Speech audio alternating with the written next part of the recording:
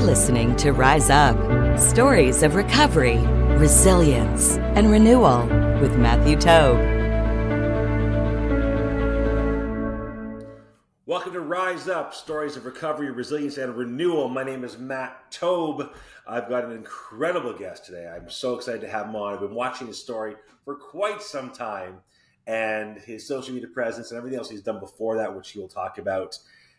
But really connecting with people who have gone through sobriety, gone through their challenges of life, and have still come out the other side and have done great things before and have done even greater things afterwards. So I want to introduce today Dan Karaty. Thank you so much for joining me today. Let's hear what you got.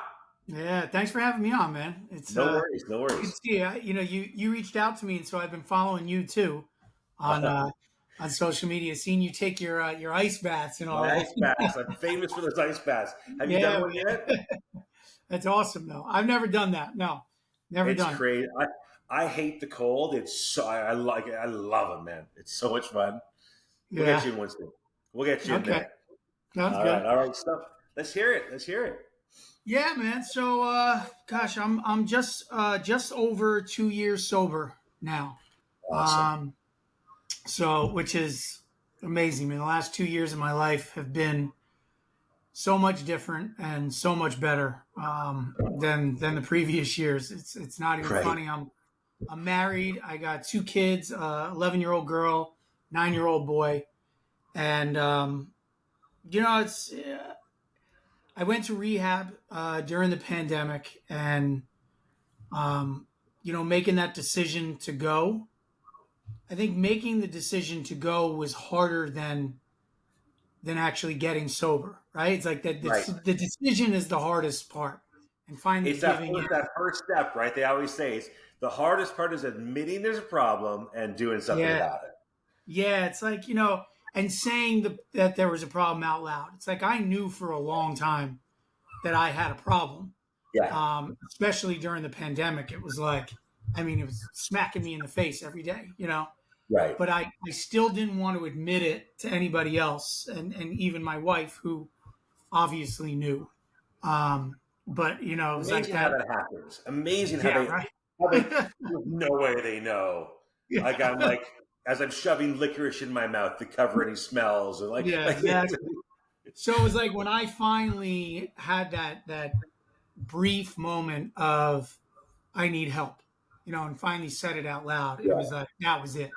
And but I look at the pandemic as as awful as the pandemic was for so many people, including myself, for a million different reasons. Mm-hmm. I think the pandemic saved me because it stripped me down. It took everything away from me that I had used to build up this facade, and all the little checkpoints that I would make sure I kept in place, just enough, to keep myself going. I always say to keep the trains moving. All of that was taken away during the pandemic, and I was faced with myself and my addiction, and that's what took me down. But I'm grateful for it because I probably would have kept going like that for another 10, 15 years, who knows how long, and I would have missed my kids' childhoods. Right. I who knows what would have happened between my wife, but she had had enough of me at that point anyway. So God knows we kind of know where that heads, and we kind of stopped it before I got there. So the pandemic was a bit of a blessing for me because, I can go all the way back to high school. Yeah. When I first started drinking, and I drank to blackout, and it's the only way I knew how, and that never changed. I kept that going, high school, college, out of college, and that just followed me through life. But I never saw a problem with it because I still excelled. I still excelled at school. I still excelled in soccer. I still excelled in dance. My parents owned a dance studio, and that's where my career ended up going. But, I was always a good dancer, and the drinking never got in the way of anything. And I went to a good college, and then, got out of college, and my career took off. My career started to take off in my senior year of college. I started dancing. I danced on Broadway for a little while. And then through the business, just met different people, and I ended up dancing for Britney Spears on award shows and things like that. And Right. so my career was already moving. So I graduated college and then I went to LA, and same thing. It's like I just started getting jobs right away, and now I'm hanging out with celebrities and I'm doing all this stuff. So it's like I certainly didn't question myself, Right. and nobody around me was really questioning me either, because it seemed like I was just a young guy, doing very well, and so blowing off steam, on the Yes. nights. Work hard, play hard. Totally. And I lived by that. Yeah. The problem was that I started playing hard every night, and I had this ability. It's like a gift and a curse, but no matter how hard I went the night before, I was still able to drag myself out of bed Wow. and go to the gym and get to work and do whatever job I was working on. And it's hard for me to say it didn't get in the way, because I certainly didn't work to my fullest, Right. but I still did well enough, right? Mhm. So again, no one was ever questioning anything. So then they started a show called So You Think You Can Dance here in the US. And the producers of that show, I actually met a few years earlier over in London working on a job. So when they came over to start that show, I was one of the first choreographers they called. Right. And now I got hired to be a judge on television and a choreographer. So despite my partying ways and the way I was living my life, now I'm on television. I'm making more money. Right. I'm being recognized on the street, all this different stuff. And my sense of entitlement went through the roof. Of course. It's like my head exploded. And I thought, I can do whatever I want. I'm invincible, and so I did. And so, the partying got even harder. And, I was never a drug addict, but I certainly got into drugs as well. Right. And I just partied hard. But, I started dating, the woman who is now my wife, Natasha. When I started dating her, she was the first person in my life who really questioned what I was doing. Right. Okay. After a handful of months together, I would just have a couple bad nights in a row, and she would just kind of have this like, what are you doing? What is this? But I was so manipulative. And I would manipulate the conversation, and I would make her understand why my behavior was acceptable. Right. And why it was normal in some way, and I was convincing, and I also convinced her that if and when we got married, it would change, if and when we had kids, it would change. And when we got, like, I'm young now, I can stop this whenever I want to stop it, kind of thing. And it only got worse. And I started traveling overseas for So You Think You Can Dance as well. Yeah. And, we got married. Natasha and I got married, and my drinking habits didn't change. If anything, they increased. And there were times where I quit, like I would have a few really bad days in a row, and she would have something to say about it. And so I wanted to prove her wrong. Right. God forbid I take a look at myself. No, I'll prove you wrong. I can do this. Yeah, watch, and then I would quit, for whether it was a week or a month, or one time I quit for like 6 or 7 months, but it was all to prove a point. Yeah. It wasn't to try to get better or figure out what was wrong with me. And then when I started traveling overseas, that's when I started to isolate more. Because I don't know if I actually chose the isolation or if it was just easier. I don't really know, but I started just, living in my hotel rooms, and liking that ability to be on my own. Yeah. Now there's nobody watching me. Now there's no one watching how many glasses of wine I'm having, or, how late I'm drinking till, or anything like that. So started to take a liking to drinking on my own. Saw nothing wrong with it. Never questioned myself of like, I'm on my own for 3 to 5 days here, and I'm drinking myself to sleep every night, know, but We never questioned it. It's No, it didn't seem strange to me at all. And so that's like the habits got much worse then. And, we, as I said, we got married, but my drinking didn't change. And then we had kids. And I had always said that it would change when we had kids, but it didn't. And then I convinced myself, like, when they get older and they could notice that, then it'll change. But it never did, and it only increased. And I had found a place of what I thought was like, I knew I had a drinking problem. Was I an alcoholic? I don't know, but I'm different, right? It was like I was that guy. I have control of this. I'm in great shape. My career's going well. I got a beautiful wife and kids. Life is good. And I didn't even realize how unavailable I was to my wife and kids. I didn't even know that. I thought I was doing everything right. Because when I was home, I was there. Right.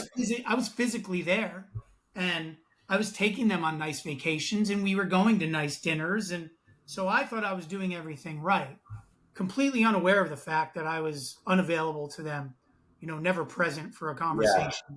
It's like my mind, like so many alcoholics, I revolved around drinking all day. Right. I would wake up in the morning and it would be like, oh shit, what did I do last night? Yeah, that morning of is, and then sort that out before anybody else woke up, and then figure out, is there anything I need to fix? Did I say anything or do anything I need to fix? Let's get that. And then it was, how long do I have to wait to my first drink? What do I have to do to get through this day? But I would get through the days, and I would do everything that I thought I had to do. So I just thought that's how I was going to live my life until the pandemic hit, like I said.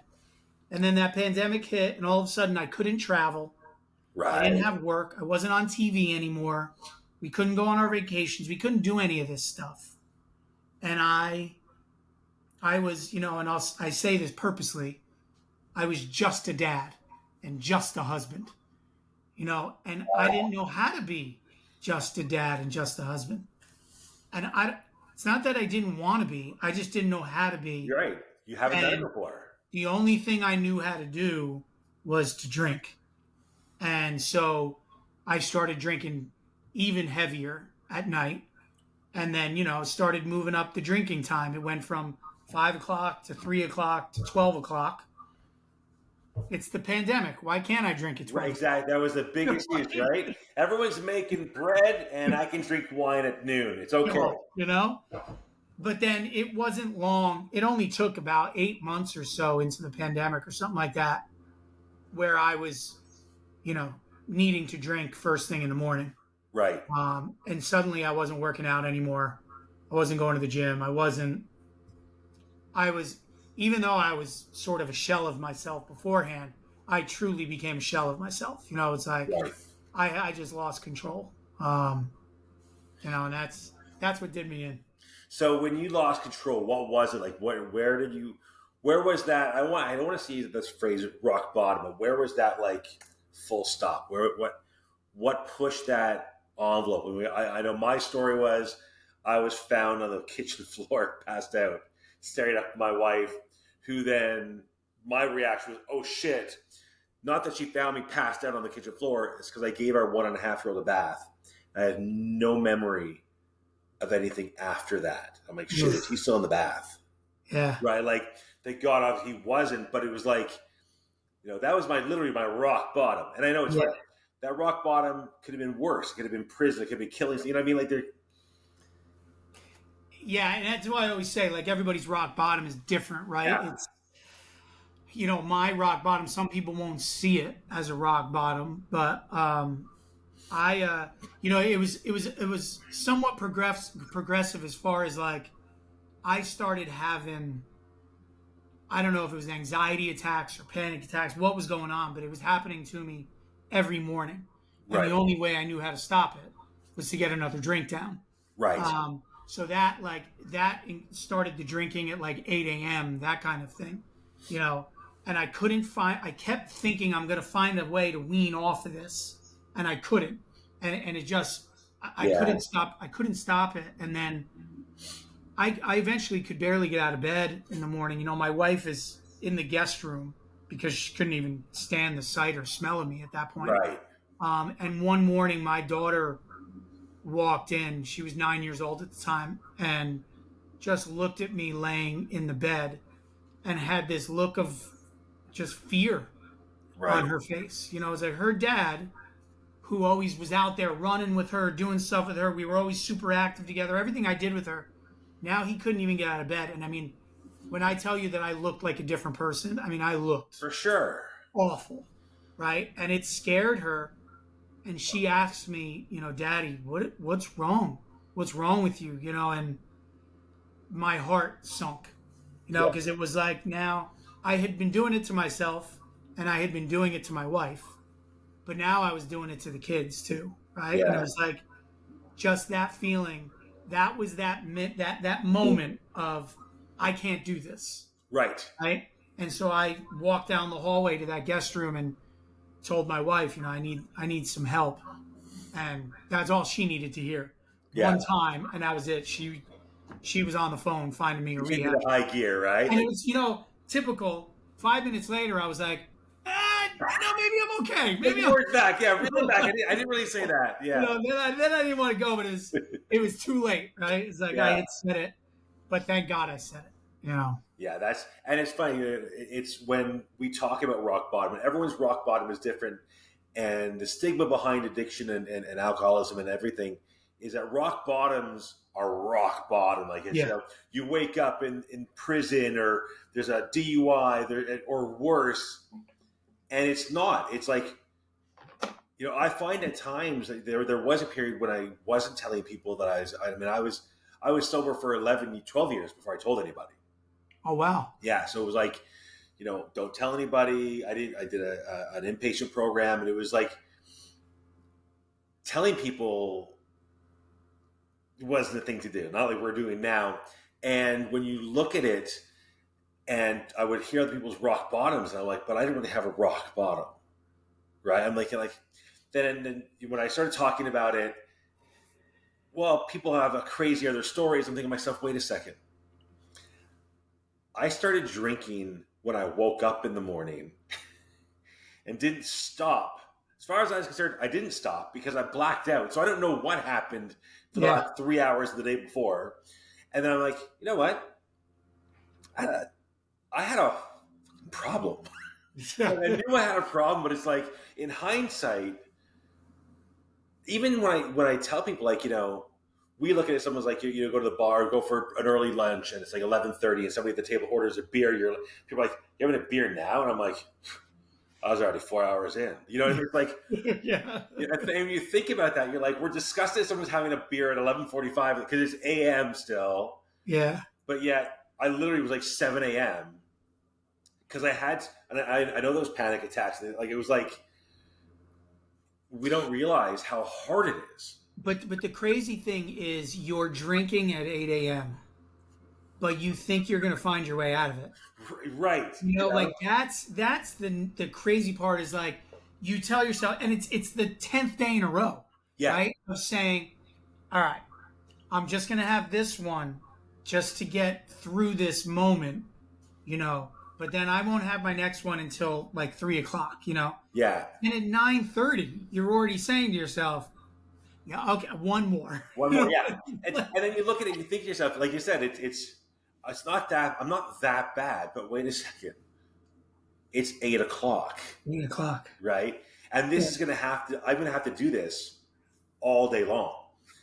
And then it came with okay, where am I going to hide all this? Because that was the other thing of like, where do you put it so I can easily access it, but nobody else knows it's there.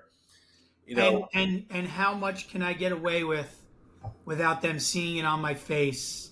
And talk about exhausting. I mean, the mental gymnastics, the physical gymnastics, everything you had to do to get through it, to get through the day, to try to hide it from everybody. I mean, dude, like, the alcohol was a big enough problem, right? But everything you did around it was just trying to it was maintain brutal. life around it. It was like, but it all still revolved around here. So I know, and it was funny. I remember during the pandemic, I actually hurt my back. I don't know how because we didn't do anything. Um, and I ended up having like a Zoom doctor's appointment, and they gave me a prescription, and it was for a pretty big thing. I have no problem with taking pills if you're seriously in pain. I don't have that issue. But Okay. I remember looking at it going, okay, I've got 4 days out of these 12 days left. Right. And then all of a sudden that addict mind, which I still always have kicked in. Sure. Okay. So I'm going to start taking half a pill because I need this to last a little longer for the pain. My wife said, she goes, how many pills do you have left? I go, I got 3 days. She goes, you have to count. I got 3 days. Trust me. I'm like, I know exactly. I know. I've done the math for a long time. She's like, is that just your addict's brain? I'm like, that's my addict's brain. That is one, like, I just know when this is going to end, and I have to make sure to do it properly. Matt, I have that addict brain. Like, ice cream is my thing now, right? And what's crazy is like somewhere around 3 or 4 o'clock every day, I have that. Is there enough ice cream in the fridge, or do I need to go to the store? Because like the last thing I want to happen is at 9 o'clock at night when I want my ice cream, it's not there. You know, Right. So like I started thinking about it earlier today. I'm like, holy cow! Like I'm doing it with ice cream now. You know? It's great. So it's funny you say ice creams. So I have a friend of ours who was in recovery long before I was. We hadn't seen him in a while. Went to his house for dinner with him and his wife, and he's like, "Hey, do you want some ice cream?" And he's never really seen. We're both in the fitness industry. He's never really seen me eat ice cream. I'm like, "Yeah, I'll have some ice cream." And then he goes, "Do you want seconds?" I'm like, "Sure, yeah, I'll have seconds." How much you got? I go to the washroom, and he looks at my wife, and he says, "How long has he been sober for?" It was like, she's like, "What are you talking about?" He's not telling anybody. He goes, "Oh, it's ice cream, man." It's ice cream. Have you found that though? It's ice cream seems to be a thing, dude. Yeah, and it's ice cream, candy. So it's I did learn this. It's the sugar. Yeah. Right. Yeah. It's that sugar act that we have, and I tell people now when I coach through sobriety, I'm like, listen, the first thing you're going to do, you haven't had a drink in 2 days, yeah, get to the freaking store, get some like rock candy, get some licorice, get some sugar. We'll deal with your weight problem afterwards. I'm a trainer. We're good. Just get some candy. Yeah. And that's the thing. Like, at first because it was crazy. When I was in active addiction, when I was drinking, I ate almost perfectly and like perfectly healthy, no extras. I didn't eat sweets. I didn't alcohol was my cheat. Right. So I was still always, until the pandemic, I was in great shape. And I made sure of that. So when I first got sober, it was like this thought of like, I'm eating cookies now. I'm eating ice cream every night. What am I doing? And I really quickly started to get this belly. Right. And it was like the alcoholic was in good shape. And now the sober guy has a belly. But I said to myself, you know what? Like, I'm going to give myself that. It's whatever. It's much more important for me to be sober than worried about, if I have a little belly right now. And I figured I'll deal with that down the road. Let me just stay sober for now. It's not like I can deal with the 8 a.m. drink and I'll get it to 3 p.m. soon. This is a whole other, this one I'm not wasted all day long. I can manage it. But that ice cream is so funny because it is. And then that mindset of like, how much do I have? When's it going to run out? And the stuff we notice, I may not notice anything else. Oh. I'm oblivious to stuff. Yeah. But when it comes to, okay, how much is here this? And my kids laugh.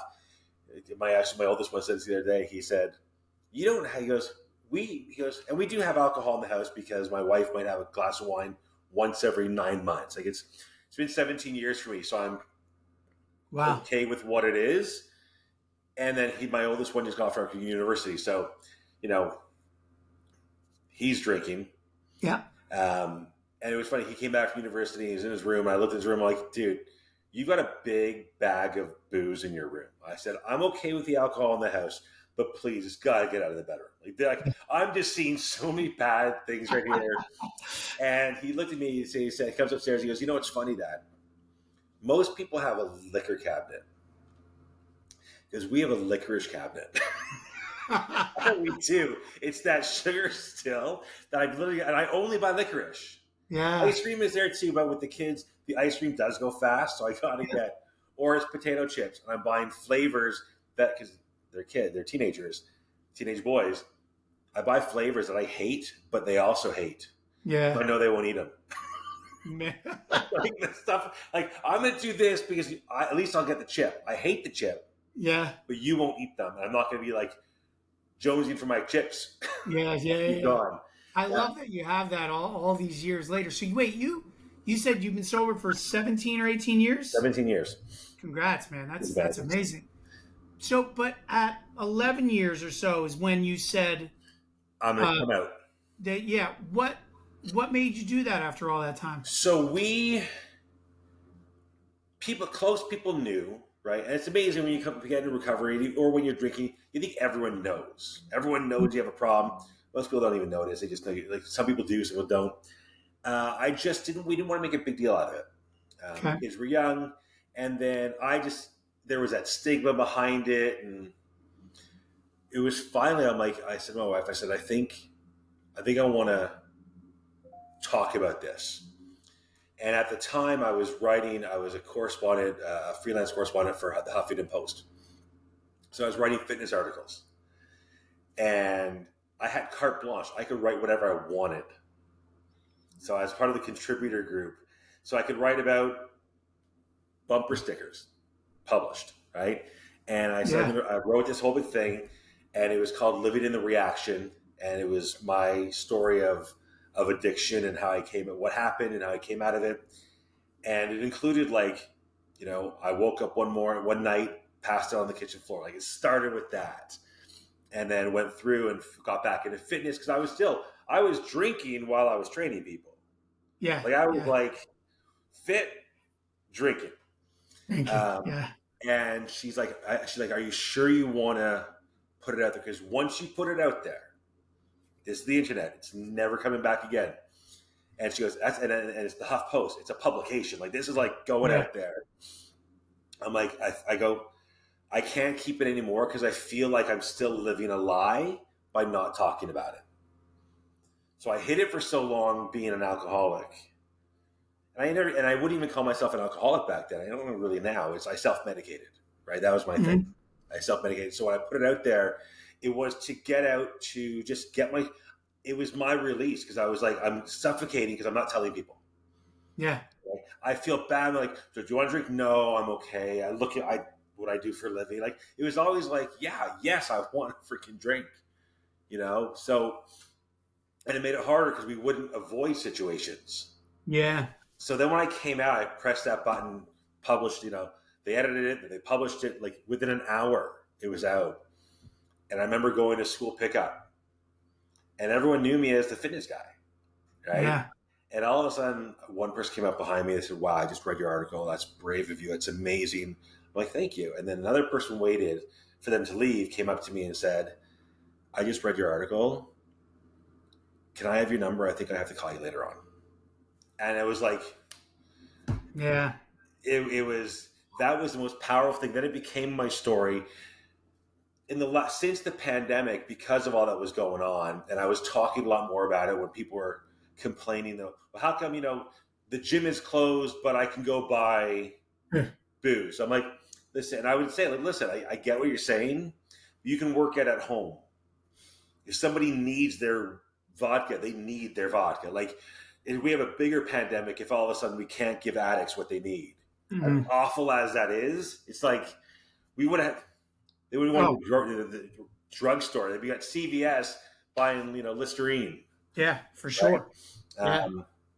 So, or all of a sudden the cooking sherry would be missing. Like, so, and then it became, I'm going to talk about this more. And that's how this all came about. But I was 11, 12 years without saying a word. And it was, that had to be tough. Cause a big part of the reason I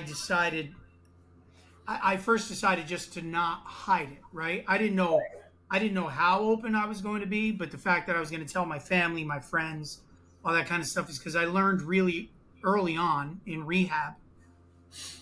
I had never realized what a liar I had become, Yes. about about everything, like Right. about what I ate for lunch, Yeah. like Everything was a lie.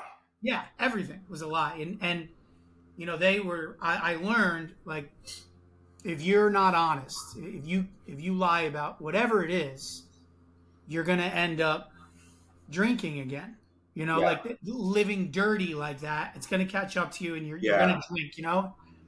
And I just said, if I start lying about why I'm not drinking, oh, I'm on a health kick, or I'm Right. on Look what I antibiotics, do. or I'm on producer. whatever it is. I said that lie is eventually going to snowball on me, and I'm going to start drinking. Right. So I'm just going to tell people. But to your point, it's like, as soon as I started to tell people, I was so worried what the reaction was going to Right. be. Yes. And it was so positive, so supportive. I was overwhelmed with the support I received back from people I knew, obviously, but then, like how you just said, complete strangers. Right. And I had the same experience. Like, a couple parents from my kid's school, came That's the up, most and shocking, talking right? to me. Holy shit! That was incredible. It was incredible. I still get messages now from people who be like, "Hey," and this is where I struggle a little bit, where I'll get a message going, "Just so you know, I haven't had a drink in 7 months because of your posts at that time I was reading them." I don't even know how to respond sometimes, where I'm like, "Oh, I did it on purpose. I posted that on purpose." Yeah. I know some, and they're always saying, like, if you didn't think it's affecting people, it's affecting people. But it's the people that you least expect. A total stranger is one thing, but somebody you recognize from the schoolyard and pick up. Yeah. You're like, wow, right? Or, I got somebody stopped me outside of the grocery store, who I think I met once 10 years ago at a birthday party for one of the kids. Like, hey, I follow your story, and I'm like, wow, like it's yeah. and you don't want to be cliche when they say, I think I have a problem, and then you respond, well, if you have a problem, yeah, most likely. But yeah, so to your point, it was a lot of, I think subconsciously at the time, it was a release I needed, because I couldn't keep going through it, or I was still the guy to avoid it. I was bringing the bottle of wine to someone's house for dinner. Yeah. Right, because I just didn't want. You wanted to avoid the conversation, and sure. It got to the point. I was at an event one night where people were like, "Do you want a drink?" "No, I'm good." "Have a drink." I'm like, "No, I'm good." "Come on, you don't drink at all?" "No, I don't." "Have you had this before, people?" Oh yeah. I don't drink at all. And because I was not telling people, it went on and on and on, and it reached one point where somebody turned around and they said, "What? Are you an alcoholic or something?" I'm like, "Yeah." And just the air gets sucked out of the room. It's like, boom, right. And I was like, I remember looking around going, everybody's look right now, the way you are right now, I spent the last 40 minutes trying to avoid. Yeah. By saying no repeatedly. Yeah. And now here we are, and this is all your fault. like I really was being nice. And then you can joke about it. I've heard great lines. I heard one person say, I was talking to a guy on the podcast, and he goes, the best line he's ever heard when people say, "Do you want a drink?" And he goes, no, thank you." "What, don't you drink?" His response was, I try not to, because usually I have this reaction that when I drink, I usually end up in handcuffs. So I really try to avoid it. So, like, it's funny. He's like, the lines you hear. Yeah. Because if you want to get creative, so if you're open about it, like I now people say, like, "Do you drink?" I'm like, "No, not anymore." "Oh, how come?" I go, "Well, I used to drink it all." So it's just not, when you've had it all, really, what's the point of it? What are we doing? So when you went to rehab, what was because I remember my first day in rehab was just like, I remember being the loneliest, most upsetting. It's a blur. Dude, I think first was the shame. Mm-hmm. The shame of, I can't believe I'm going to rehab. It's right. like what you think of it, what you always thought of the people who go to rehab. It's like I had this false sense of shame going in, but then also oh man, I mean, getting strip searched, to be graphic, like having to bend over and spread your cheeks, Right. It's like, what's happening? Like Yeah. you feel like I felt like I was in prison for a second, Right. Because it's so degrading. But, and to feel like like all of a sudden, it starts to set in, like, this is what it's come to, Right. and that feeling of this is what my drinking has come to. Like, man, I mean, you can't feel more pathetic, No. more just And low. then you question, like, how did I get here? Yeah, I mean, everything's running through your head. But then I really started to have this horrible feeling of guilt because I felt like I had abandoned my kids, right? Like, I knew my wife wanted me out of the house. Yeah. I was fearful that she was going to leave me, right? It's like when she dropped me off, I remember just wondering, like, is she still going to be around when I get out of here? But then also the feeling of very similar. Yeah, it's like, and I basically begged her before I got out of the car, like, please wait, please wait. But how long was your program? 31 days. Okay. 31 days. But anyway, to answer your question, like that feeling of guilt that I had left the kids and everything. But I had one of those experiences that first night. I laid in bed, feeling all those things I was thinking about, and just kind of giving in for the first time, like admitting that I don't have the willpower to handle this thing, and admitting that to myself, because like you're a workout guy, right? It's like you can eat healthy, you can go to the gym every day, like you can keep on that schedule. As I said, I kept the trains running in every other part of my life, but I couldn't do it with drinking. Right. And finally just admitting that, laying there and saying, I give up. Yeah. Right? I had this feeling the next day when I woke up, and I was just kind of like, all right. You let it go. I let it go, and I just was a little more carefree for the first time. And they let me, even though I was in detox, they let me go down to meetings that first day. Okay. And so I ventured down to the meetings, and I remember being so taken back by all these guys were laughing. Yeah. And enjoying their time in the room. And like, I thought my life was over. Right. Like, I thought, I'm going to be sober, but that means I'll never have fun again. Yeah. But I'm doing this for my wife and for my kids. This is the way I have to live. Right. And everybody's laughing in there and having fun. And I'm like, oh, wait. Oh, like, I'm going to smile again? I'm going to enjoy myself again? Right. And by the end of that second day, I was feeling really positive and feeling really good about where I was. And yes, I still felt the guilt. And yes, I was still worried that my wife was going to leave me and all of those things. But the place I was in, like, I started to clear up mentally. And you got lighter. Yeah. And I was like, I'm going to be able to live like this. Yeah. I'm going to be able to live without drinking.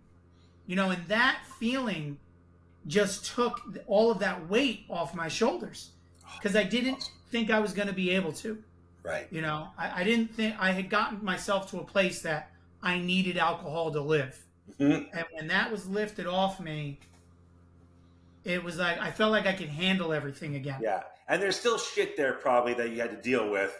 Oh, that yeah. No one it wasn't easy. Was going to be there, right? Yeah. It wasn't easy, and especially like, when they told me to start journaling, I started journaling, and you start just digging through, and oh shit, this and that and this and that, and you realize, okay, like I got some other stuff to sort through here. Yes. But again, when the weight of I need to drink to get through my days was lifted, I felt like I could handle anything else that came my way.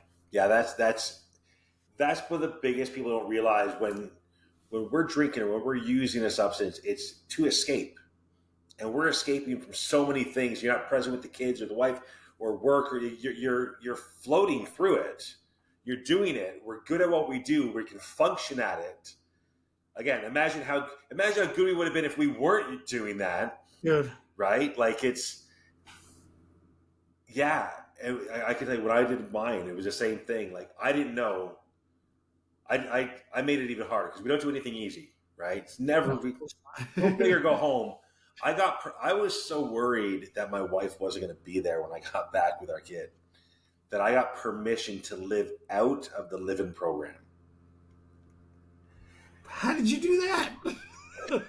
I signed every document to do blood work and pee and hair sample at random. Like it was like, and we had a business, so we had our own gym. So I would wake up at 4:00 in the morning, train clients from 4:45 till 8:30, go to rehab till 5, go back to work, train my clients, and then go home selfishly, 100% selfishly, because she couldn't leave if I was there. Like, I look back at hindsight thinking I may have missed a couple things in rehab by doing that, but at the same time, it was like I just, it was hard. Like it was hard, Mm-hmm. and going. I think I made it harder by going out every day, seeing what was there, living that life with life, and then going back the next morning. It reminded me of that Joe versus. Remember, you ever see Joe versus the volcano? Yeah. That opening scene when they're walking in, and it's like gray and like almost a sepia color. It's like I felt that every morning, every day. And that's the thing, like like I had to give up my phone, right? When I checked in, and like the thought of giving up my phone was like a big deal, but getting cut off from the world was so important. Yeah. I needed to be cut off from the world, right? And even when I think it was on the 6th day or something like that, is the first time I was allowed to make a phone call. All the guys who I had become friends with, they were like, "Don't call your wife. Don't call your wife." And I was like, "What are you talking about? Of course I'm going to call my wife." Like I was dying to call my wife. They were like, "Do not do it." And I called her, and she wasn't that nice to me, right? And like, of course she wasn't that nice to me, But it's like, I wanted to somewhere in my messed up brain was like, I was waiting for "I miss you so much," right? I didn't get that, right? Not there. She's so I remember walking back into the room where all the guys were, and they were like, "How did it go?" And I was like, "Not good," And all of a sudden, after feeling great for 5 days, I felt awful. And like the world was ending again. And they were like, "We told you not to call her." But I never took my phone again, right? I didn't look at my phone the whole time I was there. Yes, I'm fortunate. I have an agent who was handling the business side of things for me and stuff like that. But being able to cut myself off from the world and not look at my emails or not look at text messages that I missed or not look what anybody else was doing, but just focusing on myself and my shit was huge. Yes. Because I needed the noise to be gone. When I got back in rehab every day, by about 12:30, I was like back in my place. Yeah. And I remember leaving sometimes being like, fuck, I shouldn't have done this. I should have just stayed. If she's not there, she's not there. Nothing. I just got it was one of those, and it's hard. Then you come back, and it was like life, right? I was, I did my meetings weekly. I did all that, but it's seeing that there's life as possible. Like that was the most amazing thing. And then you also, I don't know if you had this. I had it where I saw different people, right? Listen, I have a privileged background. I have a privileged life. I worked hard for it. Finding people that would relapse repeatedly so they would have a roof over their head and 3 square meals a day, was Mm. like, you're purposely relapsing so you can come back for normalcy. It was like, shit. That was Yeah, an eye like opener. I first, what was important, like my roommate, he was a heroin addict who like had just like been picked up off the street, Right. and the first day I'm looking at him saying like, I'm not that guy, you Right. know, and you're comparing yourself and saying I'm not as bad as him or him or him, but when you sat in the room and listened to everybody's stories, then I realized, oh, I'm just like him. I Yeah. just have a different drug of choice, And that was it. and that was helpful. But then those guys that you're talking about that would relapse and came in, they were a huge help to me as far as explaining to me the importance of doing the work when I got out, because Yeah. they all had the same story, right? It's like as soon as they stopped doing the work, it Yeah. was only a That's matter of part of it. time before they slipped up again. But I Yeah. was also, when I did get out, my wife did wait for me, thank God. I realized how fortunate I am that Yes. I had a wife and kids to go back to walk into that home and have that support system, because that was huge for me. That's big. And I don't know if I went back to an empty apartment by myself, it would have been a lot more difficult. I Oh, would like to 100%. think that I would have managed, but I don't know, man. It was like the support system I had at home was everything to me. Yeah. And it wasn't easy. Like, that's something I know when I came out, it was not easy. Even, it's not a friend of mine, my best friend, who was a rehab specialist. He went to school for it. He did the whole thing after his recovery. And 10 years later, himself, his therapist, colleagues, and his wife all thought he'd be able to handle drinking again. Yeah. Wow. That took a wrong turn because his drug Yeah. of choice wasn't beer, it was Coke. Yeah. And I'm like, mm. After he told my wife, he left, and I got yelled at for 3 hours. So I looked at my wife. I go, it's not me. I'm not drinking again. I'm not doing this. Yeah. But it's like you are. I'm like, but I'm not. Don't get mad at him. Yell at him. Here's his phone. Like, Yeah. and then a year later, shocking, right? This is gonna blow your mind. A year later, he was running down the street naked with a laptop, yelling, "The world is ending." Oh my God. Right? I heard that. I called him. I said, "So, how long after that beer on that Sunday night dinner did it take?" He goes, 5 days. I was pushing the stroller with a water bottle full of vodka. Like, Yeah. 5 days. Yeah. Right? And it was those reminders of like, and it had been a couple of years, and I would joke around. People say like, do you mind if we have wine on the table?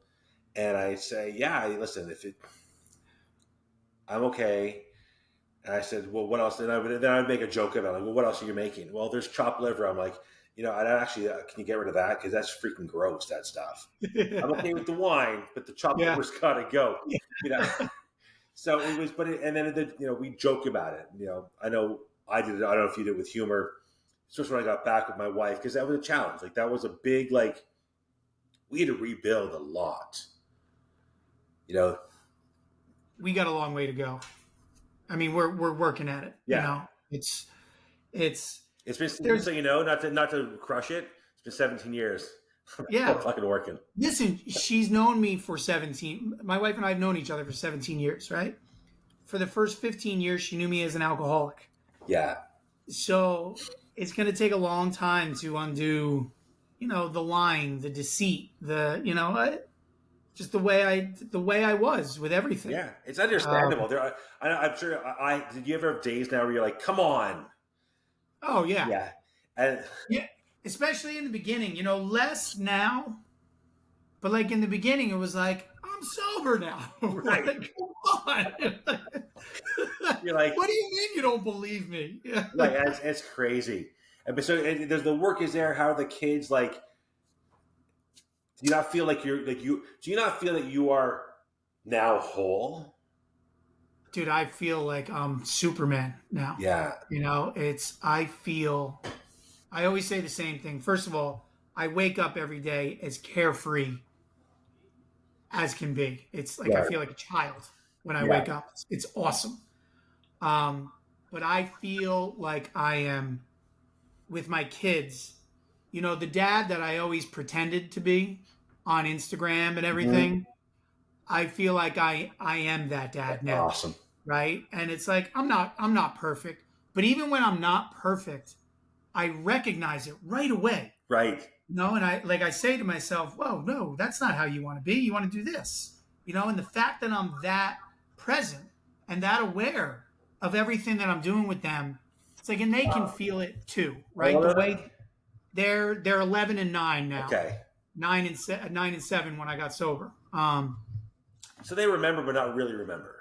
Yeah, like they knew that daddy was going away to try to get healthy, but they didn't know exactly what. My daughter, who's 11, she's smart, and I try to be as open as I can be with her at this point. Right. But they feel the difference. Just you can see the way they act with Yeah. me. They know something's different And with as they them. get older, you'll talk about it more. Like I know that, like with our kids, when I celebrated 16 years, we did a little TikTok video. It was great, a lot of fun. Yeah, I had yeah, T-shirts printed up that sober AF season 16. Like it was great stuff. And my middle one, so he goes, "Dad, I know. For your sober anniversary, we should go on a pub crawl." My family were full of dark humor, right? yeah, But yeah, yeah. it's those jokes there.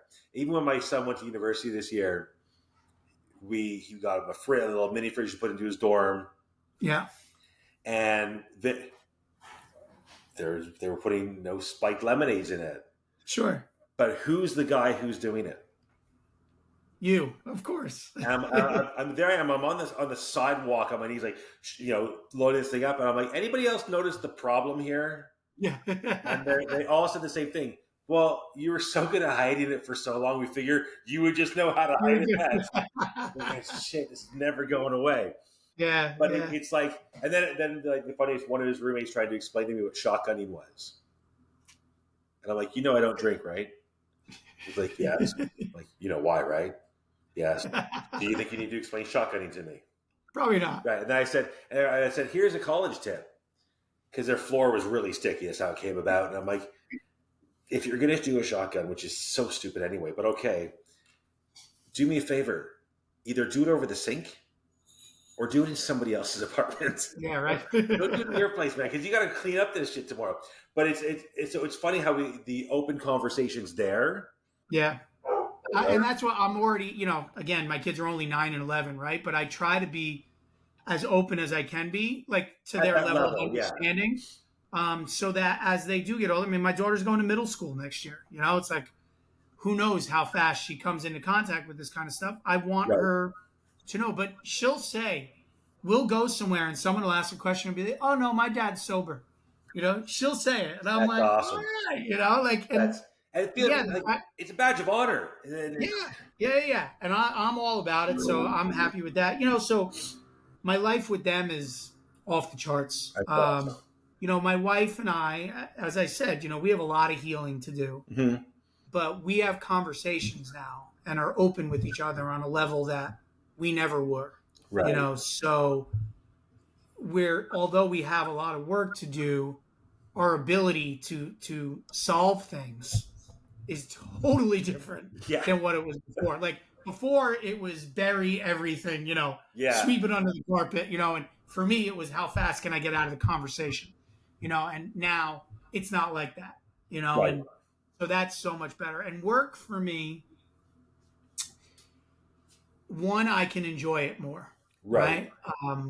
Because I can actually take it for what it, and appreciate the work and have fun with it, and not count the minutes until how can I get out of here to go have a drink, Right. or the anxiety would feel, especially like when we're shooting TV shows, I would be having that feeling of like, I wonder, can they see it? Can they see it on my face? Can they see it in my eyes? So I would just have the anxiety the whole time we were shooting, and it would take all of the fun. I have an awesome job, and I took all of the fun out of it, by living that way. And so now I get to enjoy it, Right. and I also say no to a lot of things, right? I was always so afraid to say no and someone be pissed off or whatever. Now I only do what I want to do. And I have learned that power of no, and man, I embrace it. You know, whether it's with friends or it's with work or anything, it's like, if I don't want to do it, nah, sorry, I'm not available. Okay. So you're doing what show now? We are just finishing up Holland's Got Talent. So like America's Got Talent, but over in the Netherlands. How was that? Good? It's going awesome. Yeah. I mean, that show, just like it is here, you know, it's so much fun. There's so many crazy acts. And so to be able to have that privilege of sitting there, my job is to sit there and watch people perform on stage and tell them what I think of it. You know, it's like it's awesome. If somebody can tell you could do that when you're in university, you'd be like, what the hell? But that's better than weatherman. Come on, what are you talking about? Yeah. That's crazy. And so how did you get your podcast started? You know, I decided briefly when I said that I was not going to hide the fact that I was sober, then very quickly it came to, all right, I'm just going to like really go out there and say it on social media and everything. But I instantly started having conversations with people, like you said, strangers reaching out to me, all this kind of stuff. And all the people before me who are willing to talk about their addictions and their recovery, what a difference that made in my life. And I said, you know, on television, everything that I do, I've always had this gift of communication, but I've always used it just to make money. Right. You know, and I was like, now, actually, I can use it for some good. You know, and so I don't even know how I'm going to do it. I didn't know anything about doing a podcast, but I was like, I'm just going to do it. Yeah. I'll figure it out as I go, you know, and I just started making phone calls. Will you be a guest? Will you be a guest? And away I went, you know. I love it. And that branched off to the book.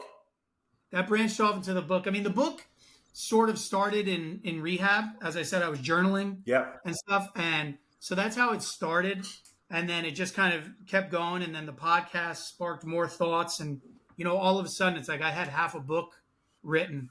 And I let my agent read, you know, just like passages from things. And it really is about the intersection of my life, my career, my addiction. So all these crazy stories of, you know, celebrities I was out with, things I was doing, you know, relationships I had or that I ruined and all that through all of my addiction.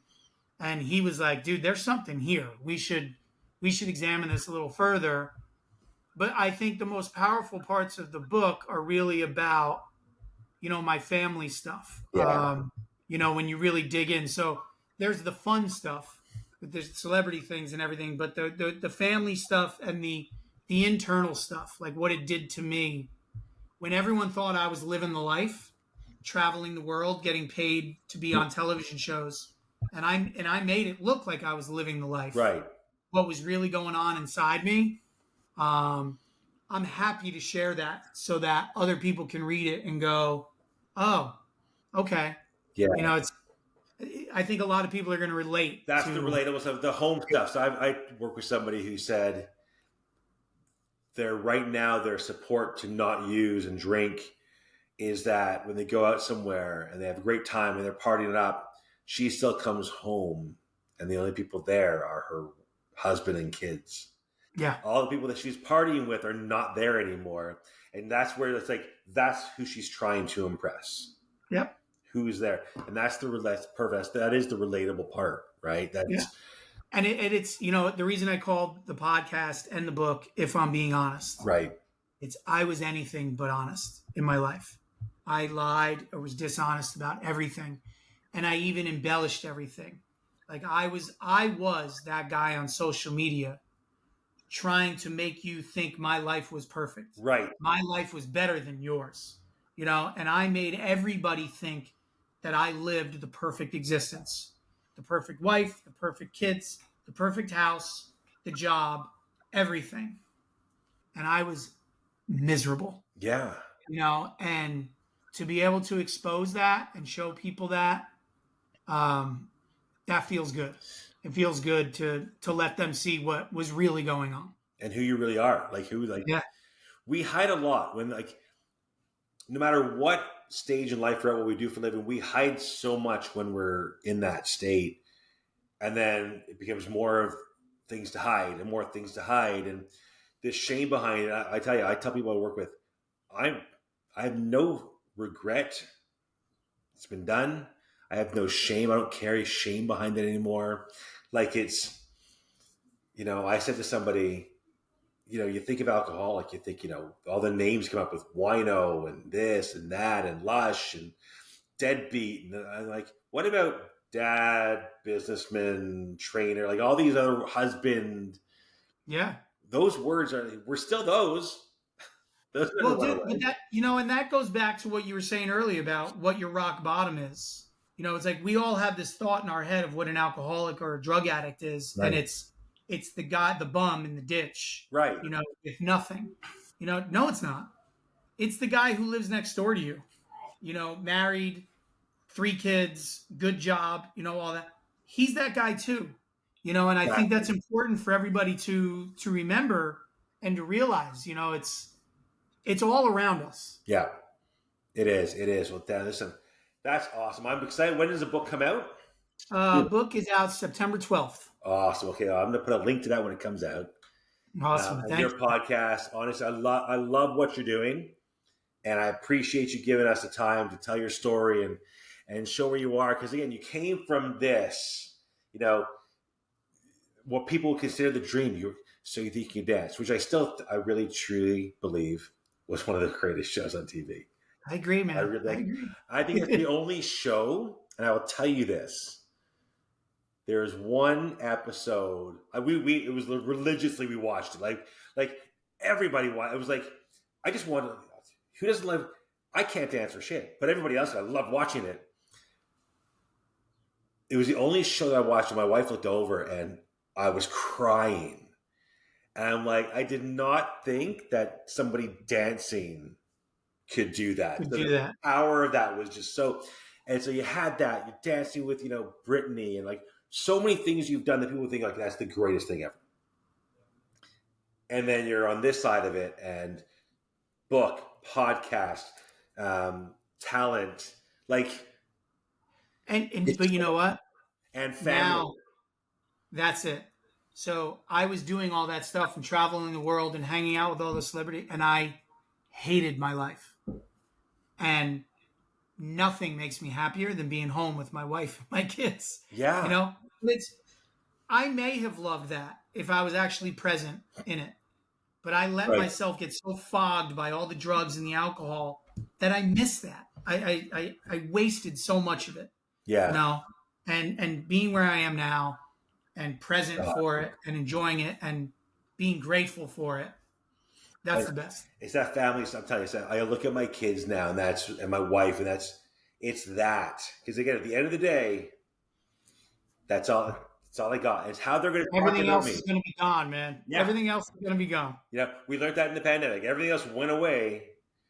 And I tell you, I did a deep dive in the pandemic where I spent as much time with the kids, right? Because we didn't have that. We were all busy with everything. So that's great. Listen, I really appreciate it. Stick around for one quick second when we're done. But again, Dan Karaty, thank you so much for spending the time with us. I look forward to hearing so much more and having you back down the road. Thanks, man. All right, have a great one. You too.